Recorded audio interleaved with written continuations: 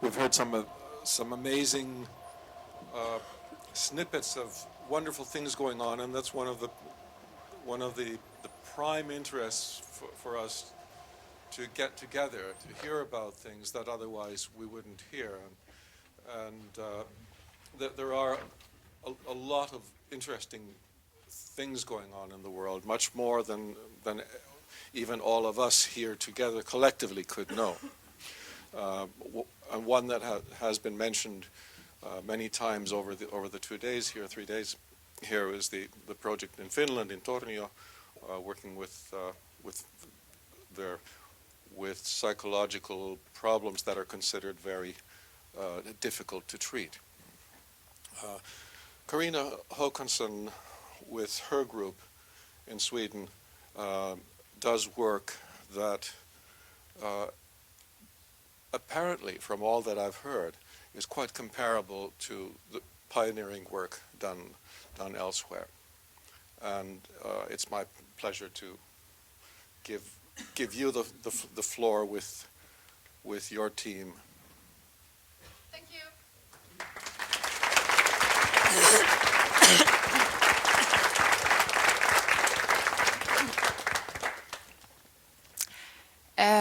So thank you for giving me the opportunity to, together with Hampus and Hanna, share some moments and life situations from my work, our work at Family Care Foundation in Gothenburg in Sweden.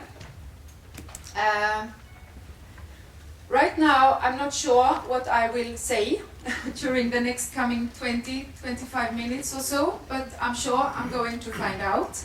And if not, I will have support from my colleagues who are sitting here also in the room. But before starting, I would like to say a special thank you to Tom Andersen, who used to be working in the northern Norway, and who probably more than anyone has made a big impact on our work, both since he invited to a broad network and he showed by practice that it is possible to connect people, even though people are very different and live in different places of the world. So, for example, Leticia, who will be here, so to speak, reflecting after our speech, I met in Tromsø through Tom Andersen. And there are many others of you here, as in other places, and that I'm always grateful for. And I'm not sure if I believe in a heaven, but if I do, I hope you hear this now, Tom. And one more thing. But it was also very important since he, when we met some 12, 13 years ago, he helped me and the people I work with to find words for what we had been doing for several years without knowing what we were doing, so to speak. And he also helped us to realize that there are also a lot of situations in therapy, as in life itself, where it is actually impossible to use words. So, by that said, I will go on. As I said, I am gifted to be part of a bunch of people in Gothenburg, but also in other places located around Gothenburg. And many of you are here, staff from the office. We still call our house the office. We have tried several times to, or not any longer, but 10, 15 years ago, we tried to introduce the term our institute or our therapy center or whatever. But it did never work, because the people we work with, both those called clients, but also family homes, always refer to the office. As people we work together with, when talking about our shared work, they used to say, I will go to the foundation. And foundation is, of course, a part of Family Care Foundation. So I suppose it's therefore they say it. They very rarely say, I will go, yeah, it happens actually more and more that people say, I will go to therapy. But more often people say, I will go to the foundation.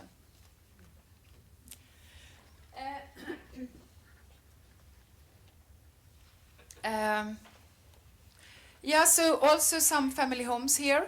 Ingela, who have been working with us for several years now. When we started to work together, your youngest daughter, she was very young. This is somewhere 1987, 88.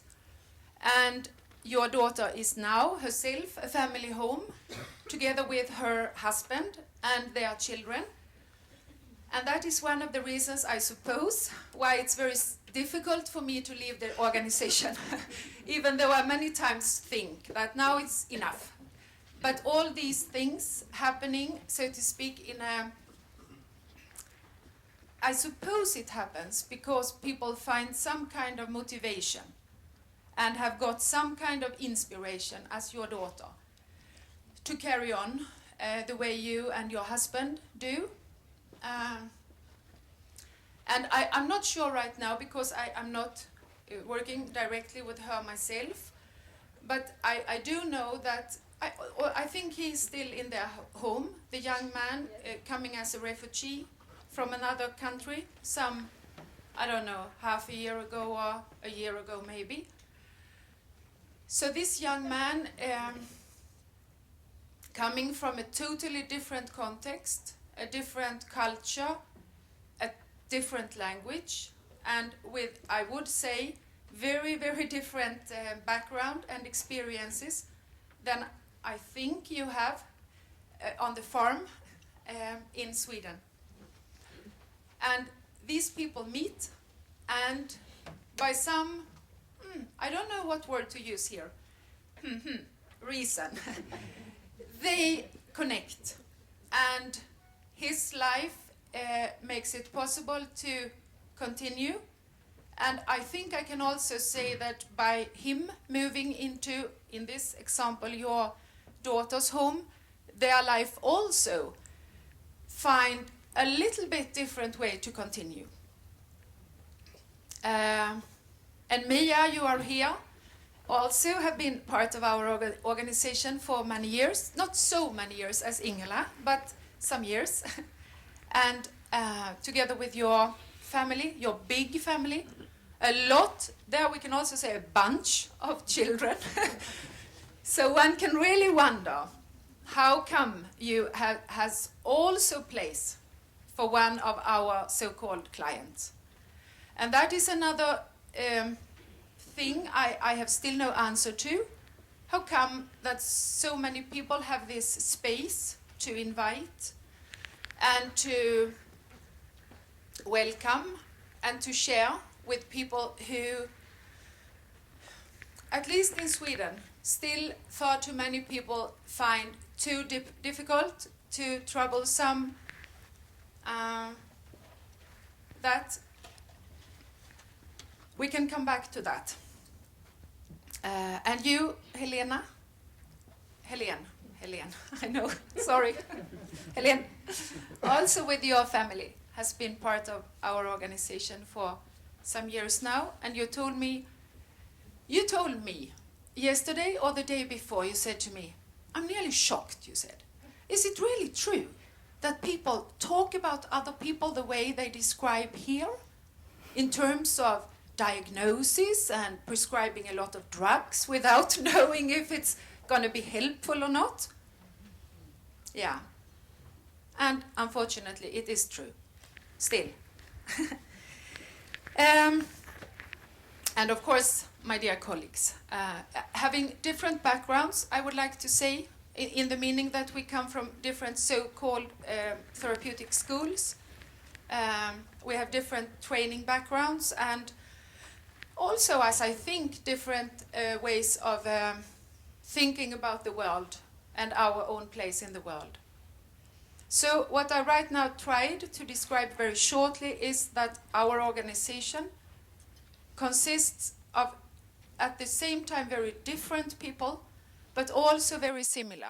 Similar when it comes to things like that we all have a need to feel welcomed, that we all have a need to be useful. Do you say that in English?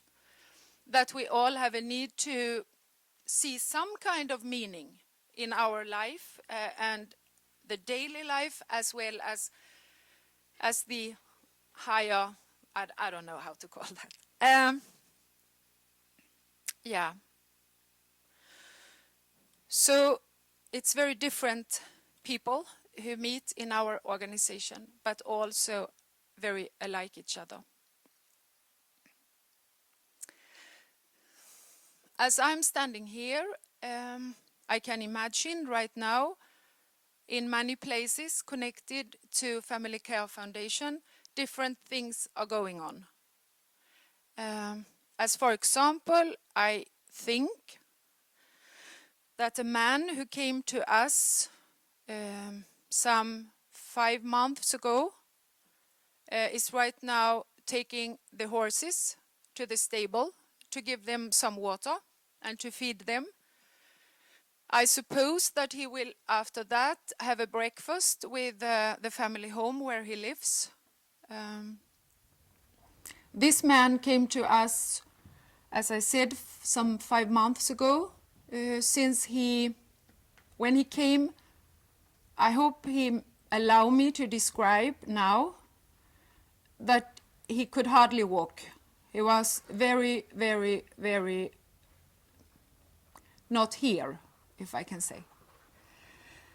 And that's because he had a lot of psycho drugs, neuroleptics at the time. But I also think because he was terrified that maybe it was true that he was a schizophrenic and that he was, for the rest of his life, would have to be a patient and to take his drugs and to be very, hindered. Do you say that? Limited.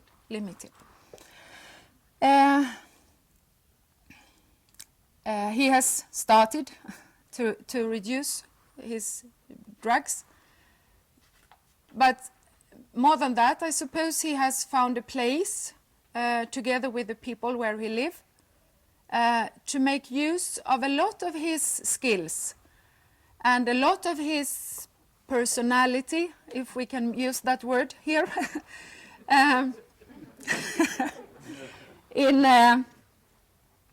the psychiatric context where he had spent some of his life. So he has also seen, by the help of others, that he is so very much more than a psychiatric patient, whatever that is. In another family home, I suppose right now there is a lot of activity because there lives a young mother together with her 3 children. And they live in one of our family homes who just a few years ago actually said that they have been working with us for a couple of 10 years or so. But some years ago they said, as much as we enjoy to do this together with you, we really don't want no small children in our family because they have themselves raised 5 children. But when this mother came together with her, at the time, little baby, I think she was 4 months, and another child at the age of 2, and another one at, 3. I think you, Liv, called, and you said, listen, I know that you have said that you don't want small children, but could it be possible to make an exception?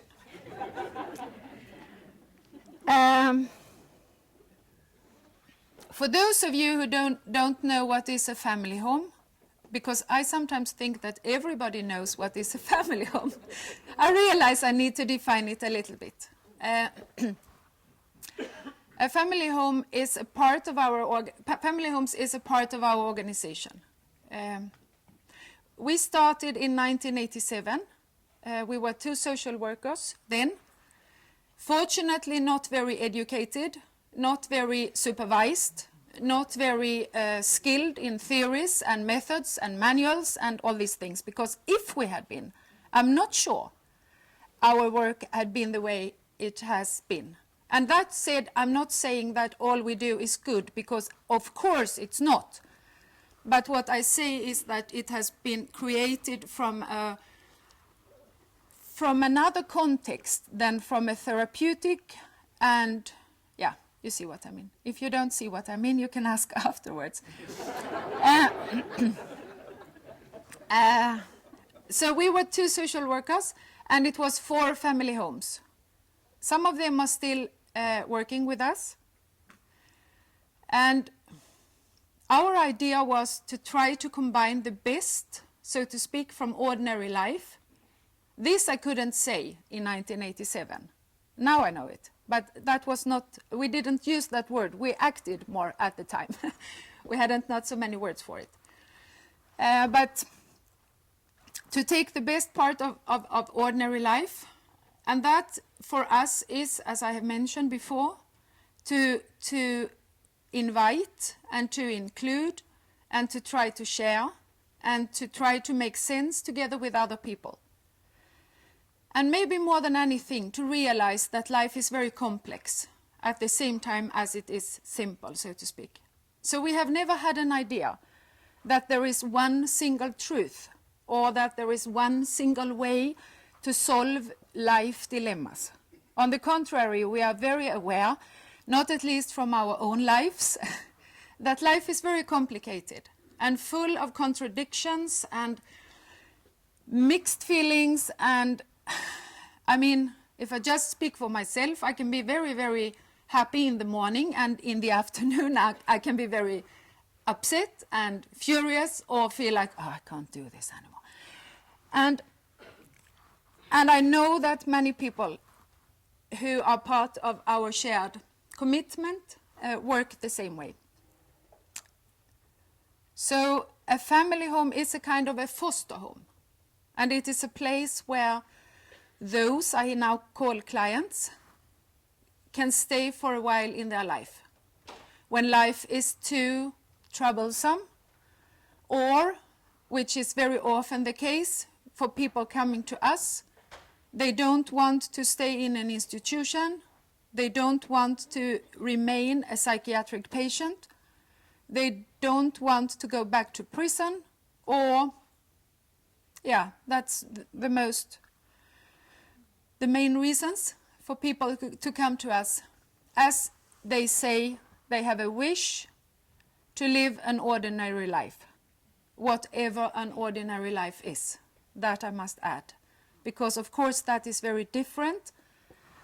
But to make it very simple, I think it means not to be observed as the problem, not to be labeled, not to have to answer questions from a formula, but rather to be met in a situation.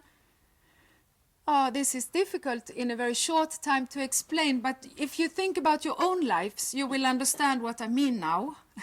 Because what happens more often is that when people, someone living in our family homes, get mad, for example, or now I didn't mean mad as mad. I meant very angry, or that is probably to be mad, on the other hand. But when someone gets very furious, or very often they are met by someone in the family home who also gets furious. Don't dare to come to talk to me like that, or how come you do this? What I mean is that people are met in a more, if I can say, spontaneous way than someone thinking, I wonder how come he reacts the way. Now I make it very easy for me, I know, but still, just to make it simple. So there are conflicts going on, of course. We argue pretty much. We question pretty many things, as people do in life.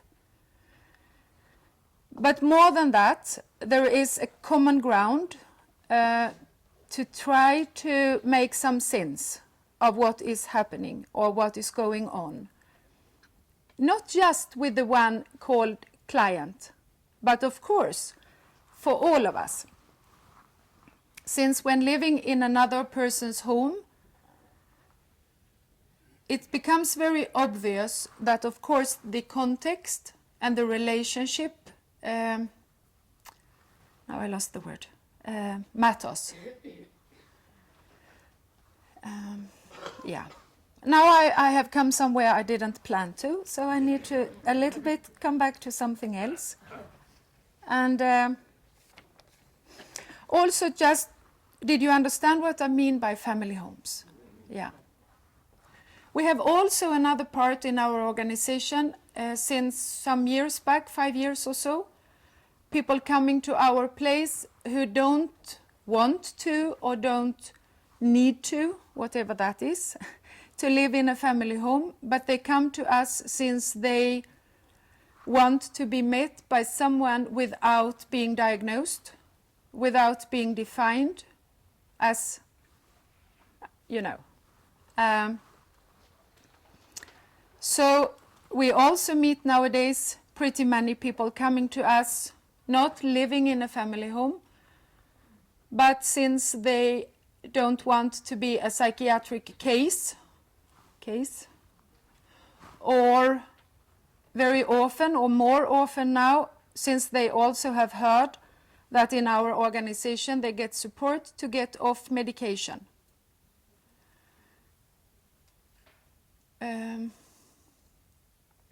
More than 10 years ago, we made one of our most crucial decisions in our organization to remove psychiatric diagnosis, but also many psychological wordings from our way of talking, both when we talk to people, but also when we talk about people.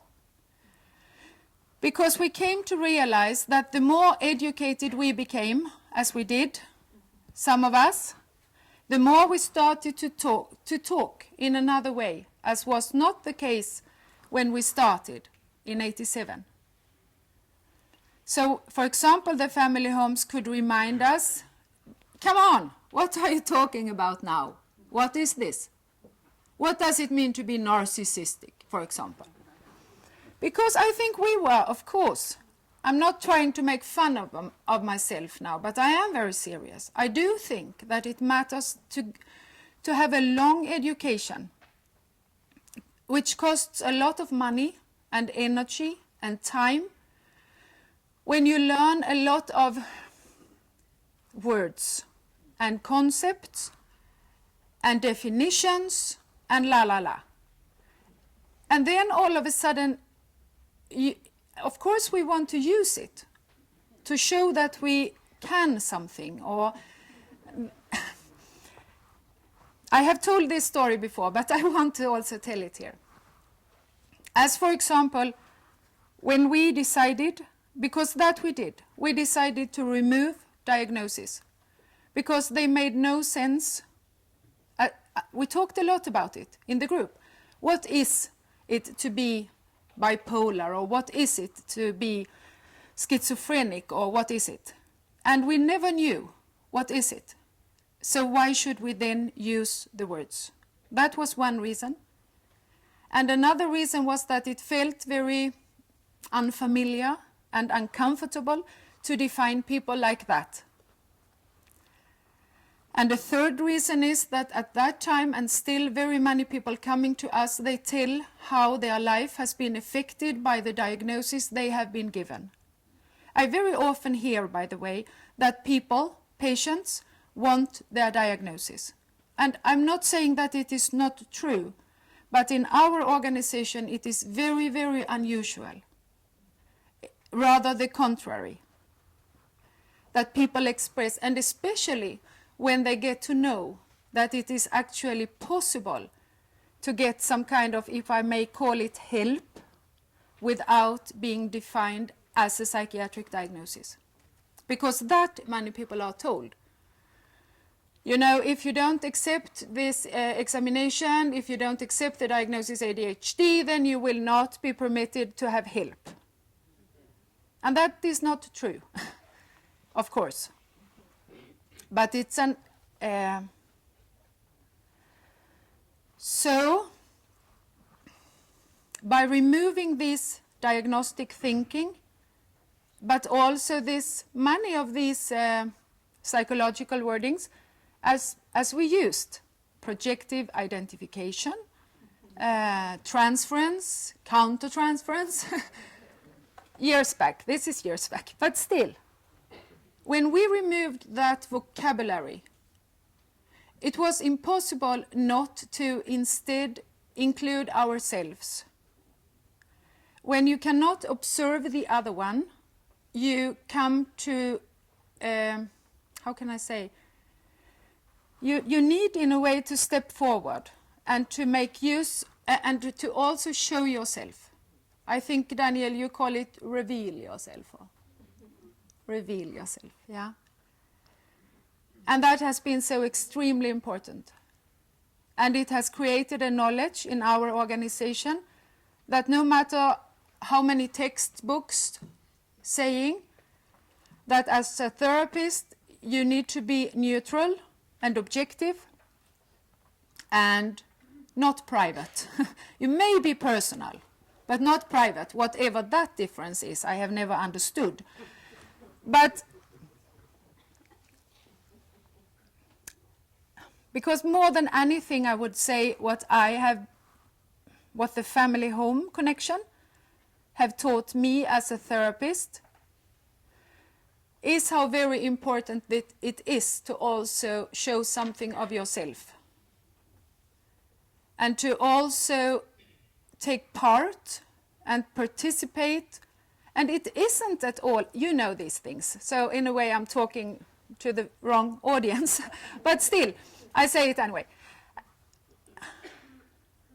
How important and it isn't dangerous at all to show your feelings or to react to situations.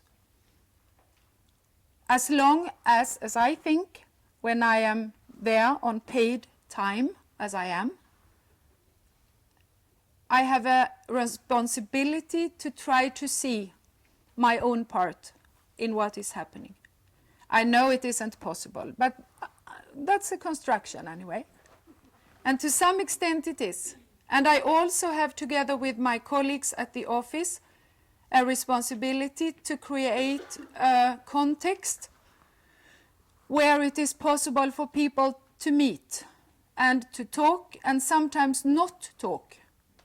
As you said some days ago, Hannah, or weeks ago, sometimes when it's also it is very important also to realize that sometimes we just don't feel like talking, or there are no words, or yeah. I don't know if I'm done. I have probably a lot more to say, but what have I forgotten? Something very important. Supervision and your story, that story you want. It will come. Yeah. It's not mine. That will Hannah do soon. Because no, I think I stop there actually. So there will be time for questions, better.